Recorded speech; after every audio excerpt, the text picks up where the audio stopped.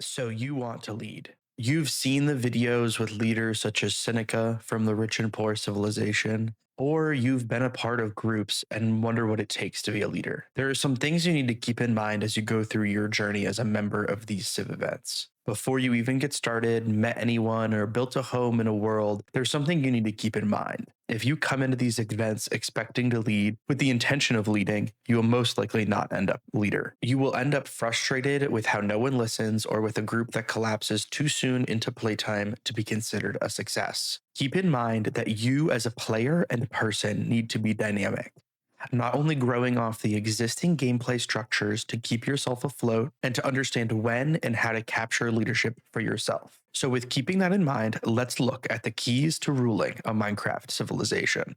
Unlike in real life, a ruler cannot maintain control over a group in Minecraft purely because people can log off, have free will to change groups, and must appeal to a different base emotion other than survival fun.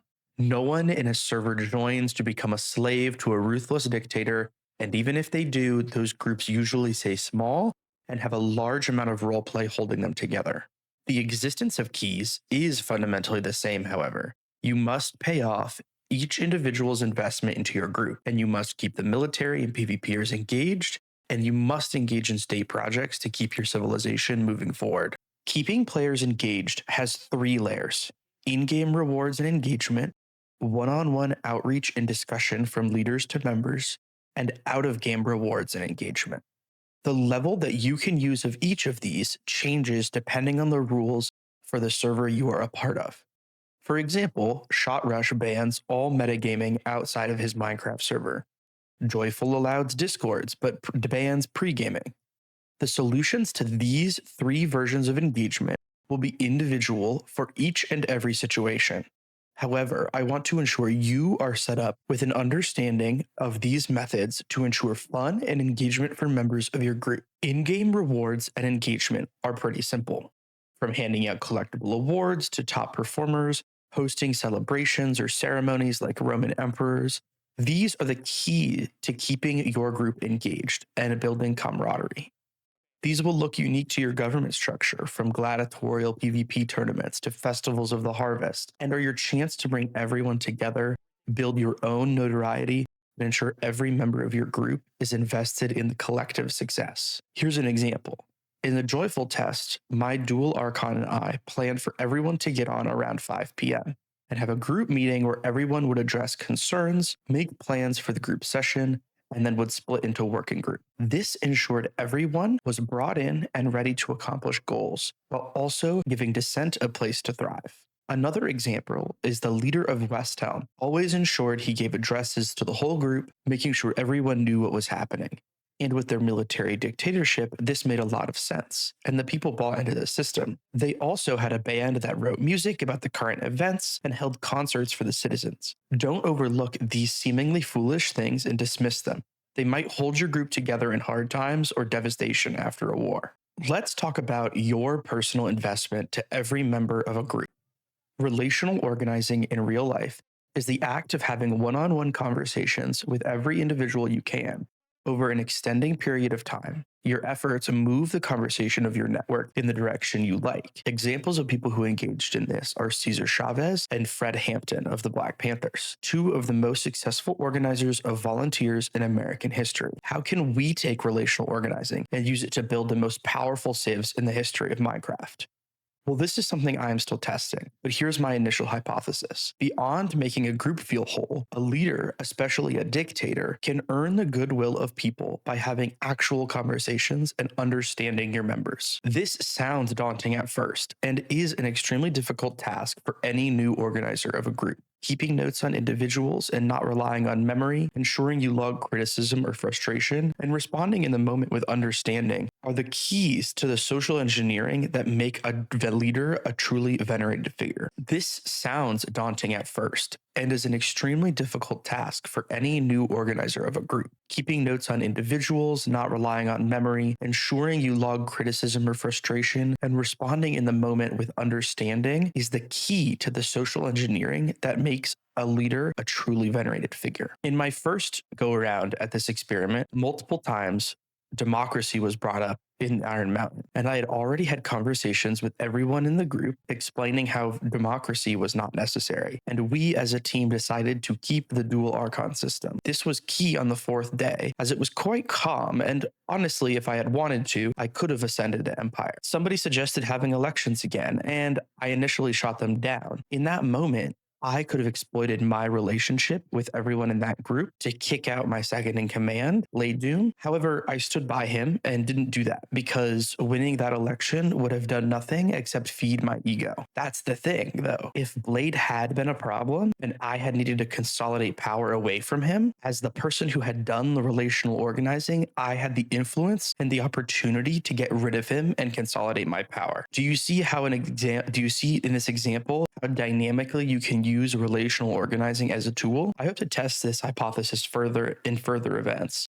Do you see in this example how dynamically you can use relational organizing as a tool for power? I do hope to test this hypothesis further in different events and see how well it works long term. Now that we have talked about the core systems you can use to organize your members, we should move on to the internal and external factors to consider when building a group in Minecraft. As a leader, you have a laundry list of things you'd like to do. You alone know how these things could help your group. You want to spend time making sure they get done, but also know, especially in even more punishing civilization experiments like shot rushes, that the time investment becomes quite high. How do you organize everyone to ensure they stay engaged while you complete your own goals? This is one thing that makes or breaks groups: the balance between to-do lists and people playing how they like. I have seen firsthand how a top-down approach can seem to be working at first, but then fall apart in the long term, leaving some people stuck at different progression steps and ultimately making a worse experience for all. What are the benefits and balance to keep when discussing economic systems? Well, look at the benefits of each. Top-down allows strict control of all resources in or out. However, it requires direct control from the leader or an appointment of the most trusted person you have in that group.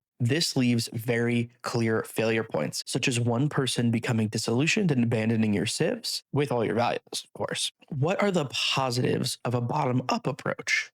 Well, really, it's your lack of accountability for every individual's wealth. You can say, well, the state isn't helping you. You were supposed to get to this point by yourself. But it also means the state as a group will be much more poor compared to its individual citizens.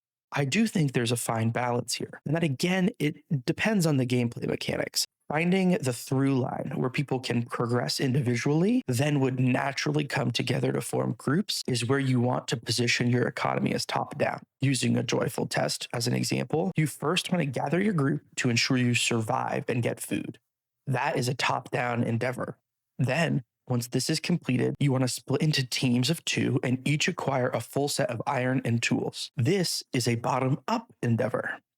At this point, costs start skyrocketing, which is where you want to come back together and pool resources to ensure your military is well equipped. Once this is completed, you are off to races in the mid-game. Another example is Civ MC, where an individual can do everything except the end game of what you would think of typical Minecraft, enchantments. So naturally, the complex economies that form around collecting the resources necessary to get enchantments. In Shot Rush's event, the limiting factor by far was food. So economies began organizing just around food production in the early to middle game, with everything else being secondary. A question to ask yourself is where you can control and where you should remain independent of the mechanics and progression system. So, we have discussed engagement and economic systems based on progression mechanics. Now we have one final topic we need to discuss. You. Being the leader of a group of more than 4 to 5 people is hell. It is hell you are signing up for, with levels of patience that you didn't know possible need to be brought to every situation you encounter, especially in a situation where you didn't specifically choose to become the leader. So, we have discussed engagement and economic systems based on progression mechanics. Now we have one final topic. You. Being the leader to a group of more than 4 to 5 people is quite frankly hell, and you're signing up for it. Levels of patience you didn't know possible need to be brought into every situation you encounter, especially a situation where you didn't specifically choose to be a leader. A lot of trust and pressure is put on you, and I want to make sure you can handle it. My first experience running a Minecraft Civ was, to be honest, a nightmare. When I went to sleep, I still heard people saying my name in the background. Session based leadership is much more bearable. However, you must be prepared to make tough decisions while also being kind, understanding, and gentle. These are a balance that not many people can match. Imagine a fledgling nation like a sapling of a tree.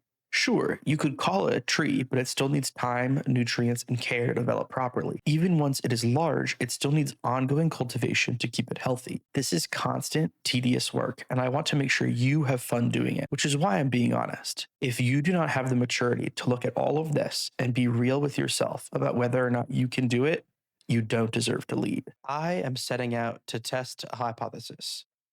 Can we use real world organizing tactics to build the biggest and strongest civilizations in Minecraft? If you're interested to see the next video, subscribe to the channel and I'll see you there.